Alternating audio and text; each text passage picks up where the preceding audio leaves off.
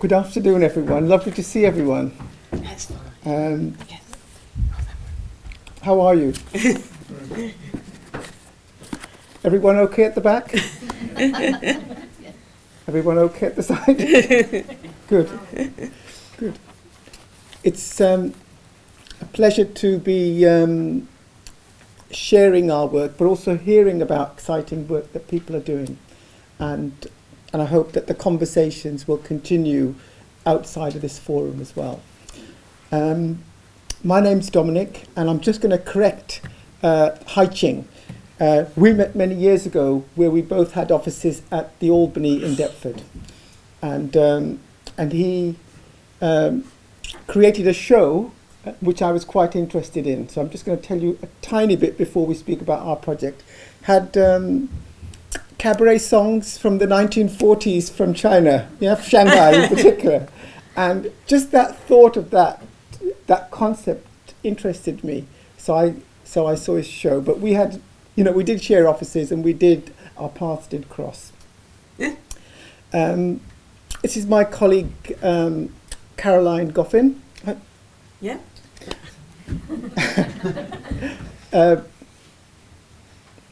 We've both been interested in the story of Indian soldiers in World War I.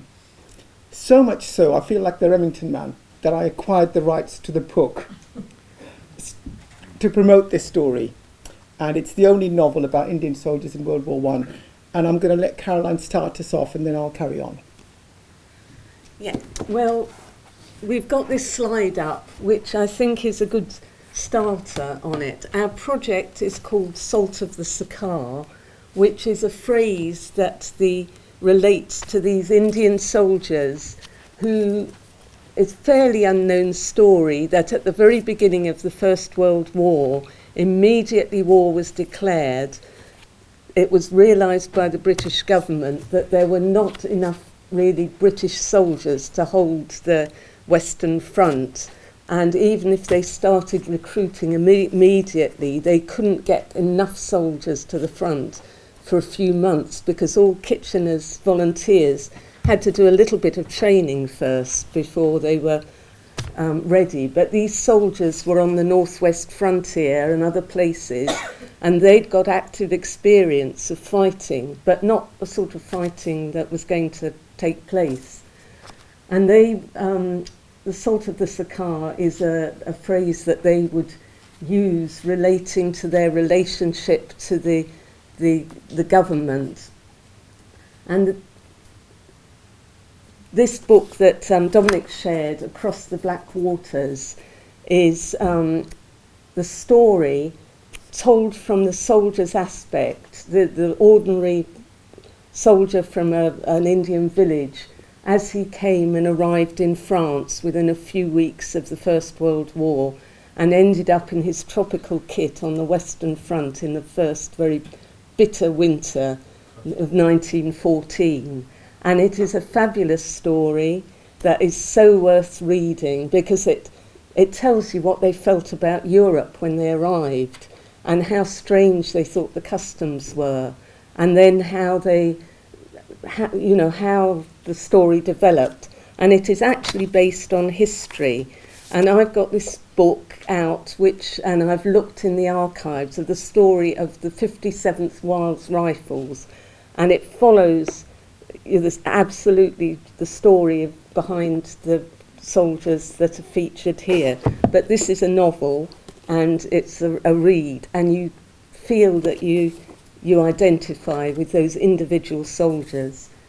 And this book is at the heart of Salt of the Sarkar. Mulkraj Anand is an amazing literary genius who I always feel he inhabits this space. He was in Bloomsbury in the 1920s and 30s. He knew all the literary eminent people from the Bloomsbury set and all the rest, and mixed and mingled here. He published his book in 1940 at the beginning of the Second World War, and and we want him to be known, we want this story to be known, and we want especially to bring the voices of the soldiers from undivided India whether they were Hindu, Muslim, Sikh, they all fought side by side in this particular regiment.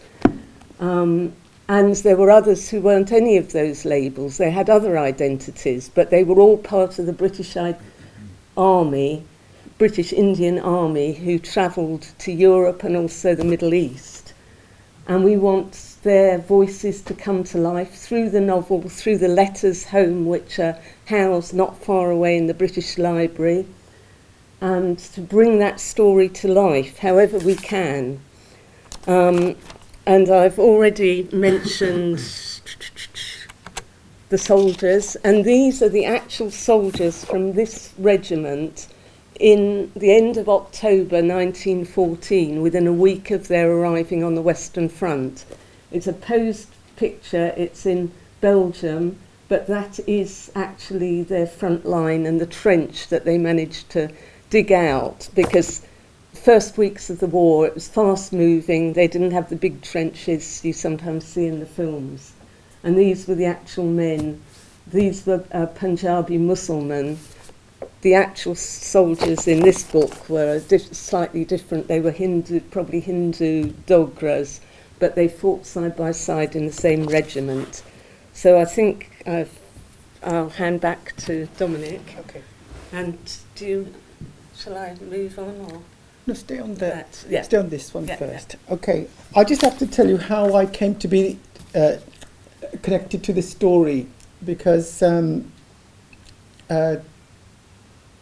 like most school children who've grown up in Britain, you learn about World War I and Remembrance Day. You know, I remember being sort of, especially with my gran, and just sort of being very aware of Remembrance Day. And but you do study World War I about 3 times by the time you're 16. So I actually thought I really knew everything about World War I when I was 16. And I did, because all 16-year-olds know everything. And so I had a double dose of it, because not only from the history end we had a specialist subject for World War I, but we also had it in literature. So when I started working, I joined a company called Tara Arts, and that was my first job. I was learning to read and write Urdu as an adult, and one of our administrators sent me to the India Records Library on Blackfriars Road. And she said, my sister's the head of Urdu, and Shabana will show you some stuff to inspire you perhaps. So I did. I hopped along to the India Records Library. I had a great time there. And before I left, she said, and here's some letters sent by the Indian soldiers in World War I.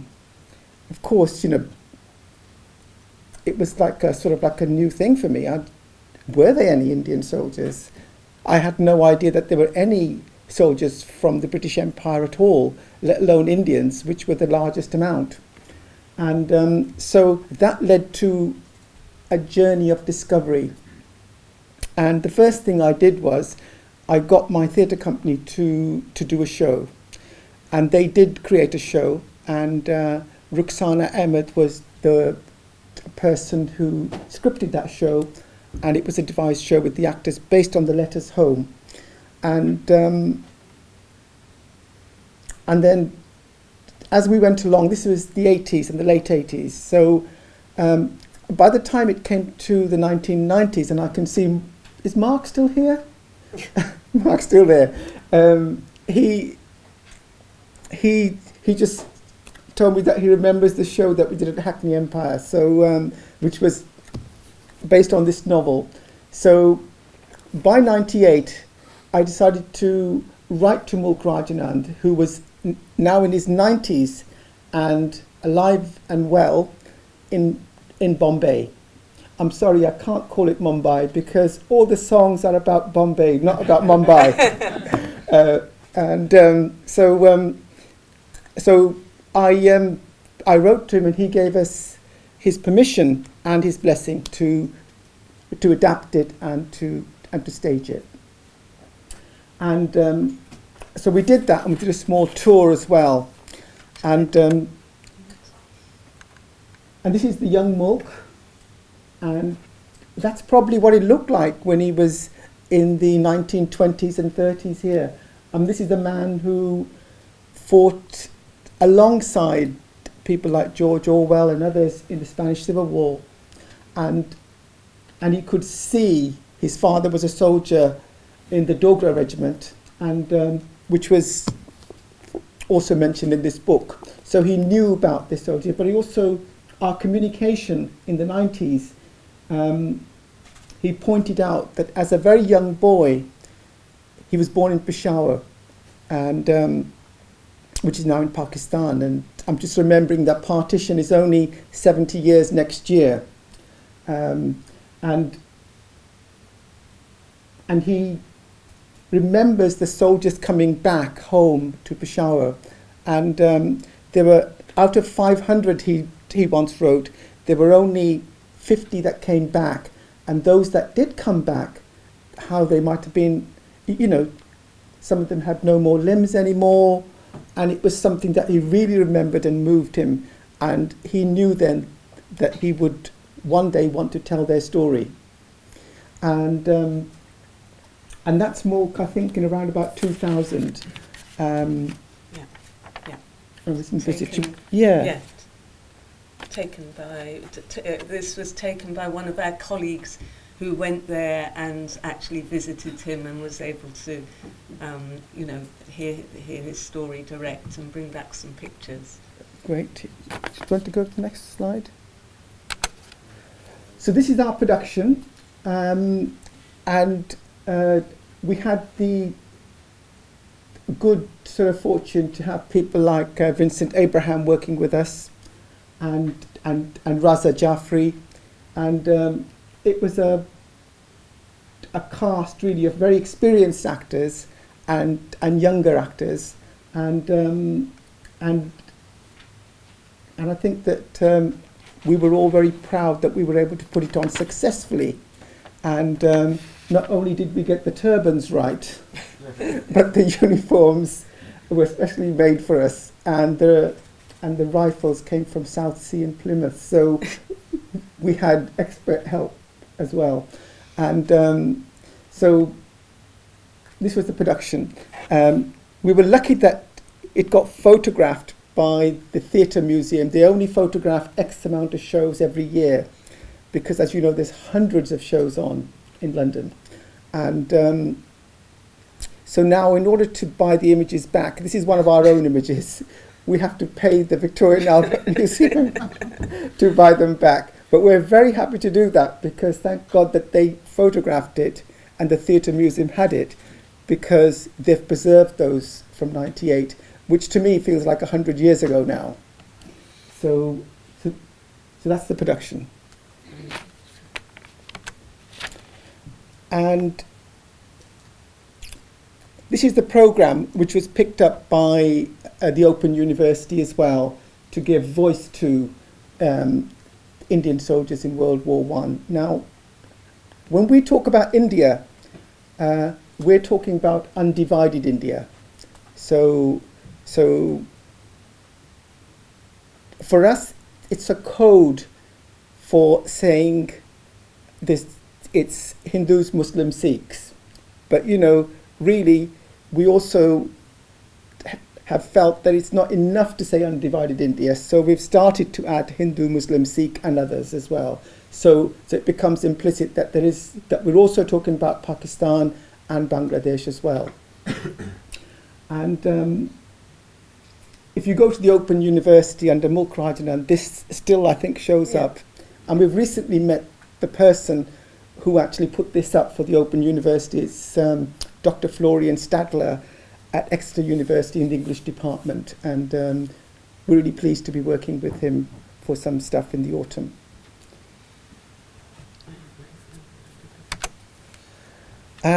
Now for the centenary years, we started to, Mulk died in 2004, and so a lot happened, so I'm just really compressing a lot of stuff here now. But the more I went into this, the more I realised how and who were involved, who were these soldiers, and why their story needs telling. And it's become more and more important, really, to tell people of colour that really they also have a stake in Britain, and that, you know, it's hard to think of it now because our perception of the Western Front and the other theatres of war isn't that there were any people of colour there, but the fact is that the French had colonies, and Britain really needed its colonies, particularly India, because it provided 1.5 million soldiers right at the beginning of the war, especially. So this is sort of, we're not pushing it as heritage literature, which undoubtedly it is, but as a good read, as a cultural thing, as a literature thing. And so we will bring back a production, but towards the end in 2018 or 19, a new production. But before that, we're looking at now the voices of the soldiers and also the voices of the families in particular as well. So only in the last year or two, we've come across, in a beautiful exhibition that took place here at the Brunei Gallery, Empire, Faith and War. I don't know, did anybody see that exhibition? Wasn't it fantastic? It was a brilliant exhibition. Now it's focusing on Sikh soldiers, but Sikhs are a very small, tiny minority, even in undivided Punjab. But their contribution in the Indian Army and British Indian Army was huge, about 20%. So 1% of the population represented 20% of the army in World War One. So that exhibition that you saw, and I live in Cardiff, I came 3 times to see it.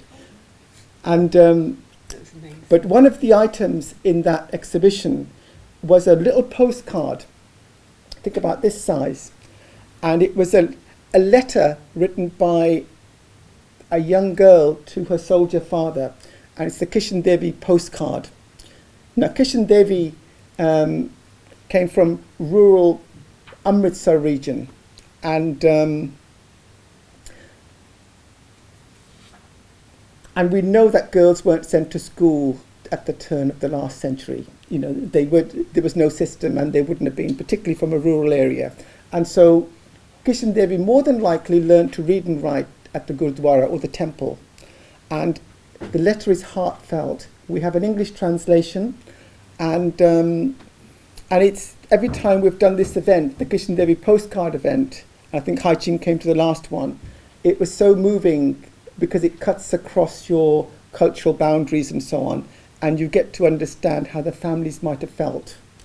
That is where we are in that we're working with people who've got artifacts as well, and bringing them to life to tell their story.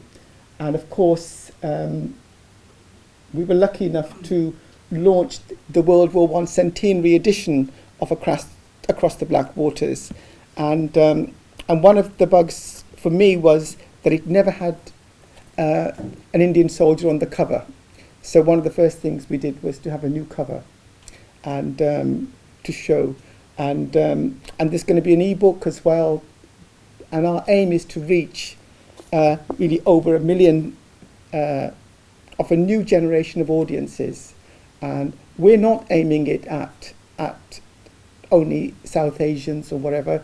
We want to reach this story to a wider audience because we think it's important for as a good piece of literature too for everyone, and a good story and a good yarn too.